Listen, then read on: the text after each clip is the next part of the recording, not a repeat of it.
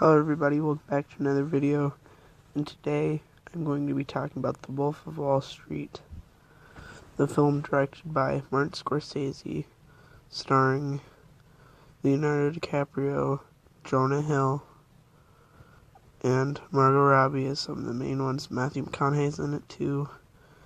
There's a couple of other, and there's quite a few other actors and actresses. But this video is going to be reviewing The Wolf of Wall Street. This movie is the perfect example of just how far acting and directing can get you, because this film has some of the most powerful acting and directing I've ever seen.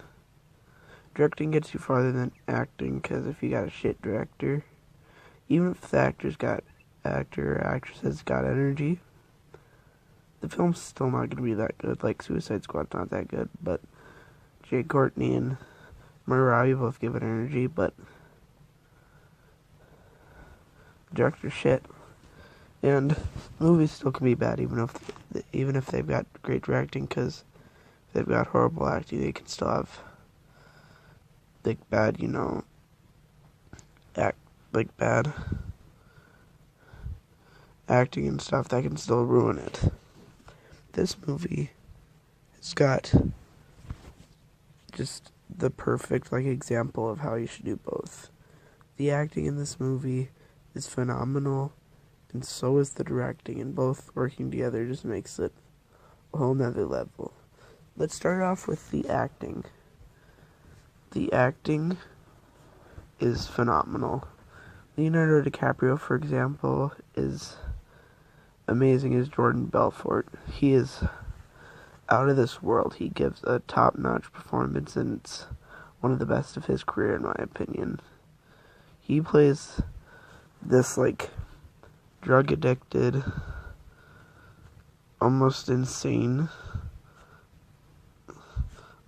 just out of his mind stockbroker, and he plays this role absolutely well. Somehow it's crazy.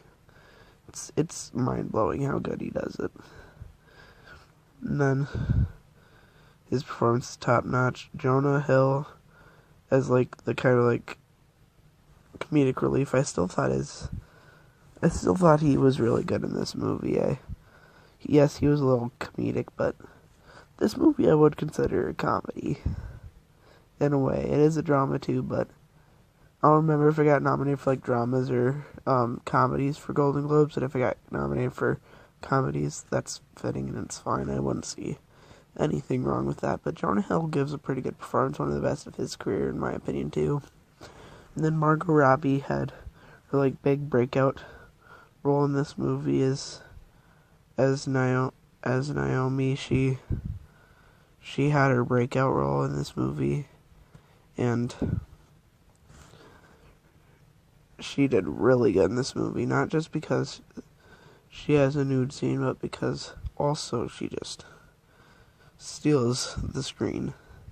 Her argument scene with Leonardo DiCaprio at the end of the movie when they're arguing over the kids, both of them give phenomenal performances in that scene. When they have the argument at the end when she's divorcing him, and the first thing, and I love that that's a touch, that the first thing Jordan thinks of is the kids, not trying to get her back or stuff. He thinks about the kids right away, which shows how much he's changed since the beginning, because he's gotten off the drugs, he's stopped drinking and stuff, and it really shows his change, but she's still leaving him anyway, because even though she tries to deny it, the way it sets it up, it's kind of obvious. It looks quite a lot like she's a gold digger and stuff.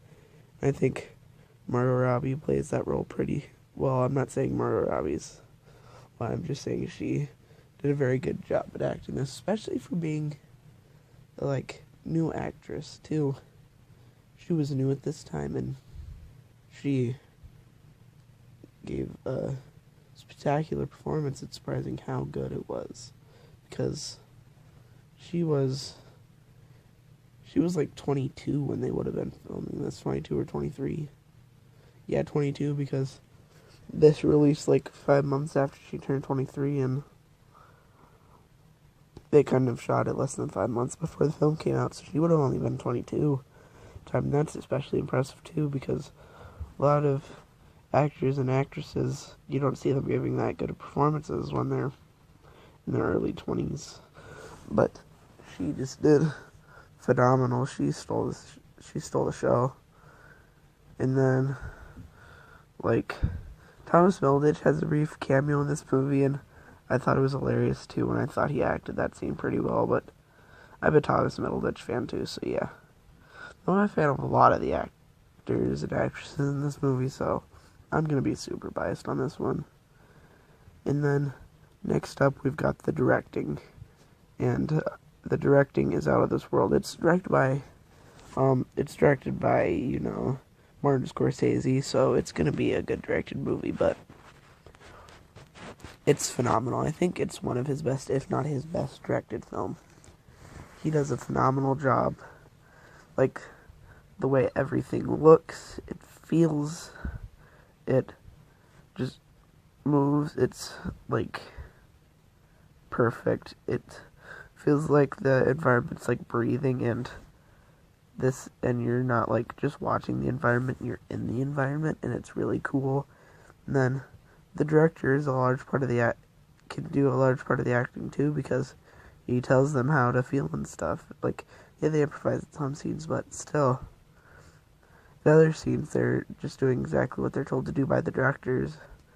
And Martin Scorsese did a fantastic job of that. Martin Scorsese is now this world director. He's not had a bad film, in my opinion, that I can think of anyway. His most recent one, The Irishman, yeah, it was a little long. It was 3.5 hours, but yeah, I had to sit through it in 2 settings, but I still really liked it. It's just it was a little long. But this movie's a little long too. It's 3 hours, but I had to do it in 1 sitting just because it's so fun.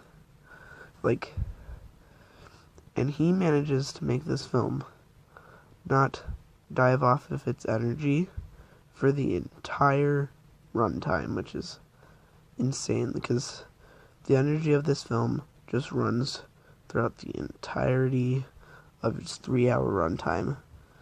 Since the second the movie starts, it feels energetic and just out of this world spectacular, and it feels like a world that's lived in and also like a world that's over exaggerated, which is surprising he can manage both those at the same time, although he's Martin fucking Scorsese, so it's not too awfully surprising.